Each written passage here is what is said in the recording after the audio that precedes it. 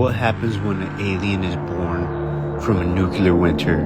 Meet Cutter Vasquez and his group of rebel friends who go around making chaos for Weyland Yutani. He's a nephew of Private Vasquez and he wants to know what happened to her. And they head back to LV-426, sending down beacons below to see if there's any life below.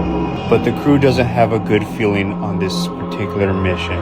They want to find out why Weyland Yutani ended up sweeping Hadley's hope underneath the rug and what actually happened to the Marines down below.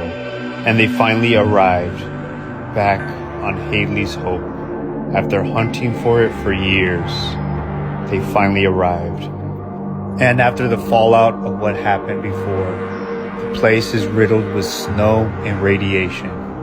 But Cutter is too eager and gets inside to explore. But their only member left on the ship is the pilot, and she needs to do repairs on the ship. But we see a different trail in the snow, and they turn on their cameras because everything that happened on Hadley's Hope is still a mystery to the general public, and they want to expose them for it. But they are totally unaware what actually happened here, as they see the aftermath of what happened, with bullets and much worse, as Woody sees a Xenomorph stuck to the wall. Back at the ship, the pilot is still doing repairs on it, but she hears something in the distance. As she gets curious to go and look, her curiosity ends up being her downfall, as she is impaled by the Xenomorph. In the compound with the others, they're still baffled at everything that they're finding. And so they're gonna start up the old machine and see what they can get out of.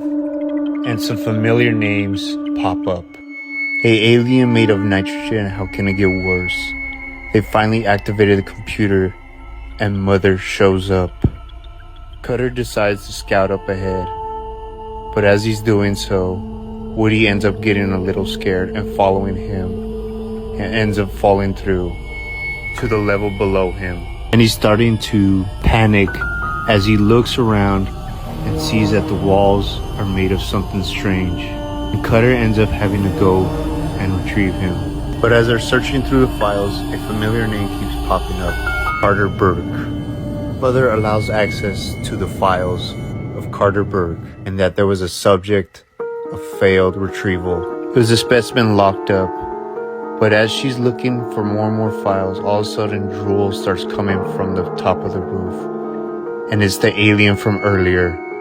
And it jumps down and ends up attacking her. As she shoots at it, the blood ends up everywhere and ends up on her arm, unfortunately. And ends up freezing her arm solid and ends up snapping off and shattering. The alien ends up finishing her off. But Woody heard some of the gunshots up above and tells Cutter to be careful. But Cutter is unamused by the news. His attention is completely focused on the cryo tank he just found. And instead of getting both of them up there, he puts the cryo tank up first. Woody keeps trying to warn him that he heard gunshots earlier. But Cutter still doesn't want to listen and tells him this place is a trip, there's nothing down here. Mother keeps him distracted as he frantically asks, "Where's Layla?" And Mother just replies, "She's indisposed of, and you are being watched by Weyland Yutani."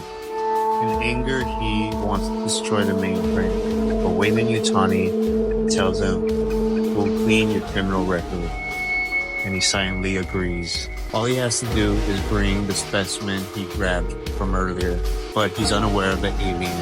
And the alien tries to sneak up on him, but he ends up lighting it up.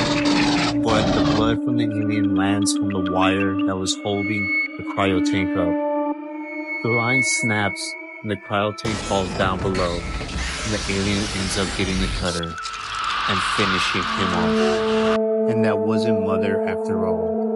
It was a hologram of Weyland Yutani's president. Woody ends up going up to the body and checking to see if the person is still alive. But something emerges from the body.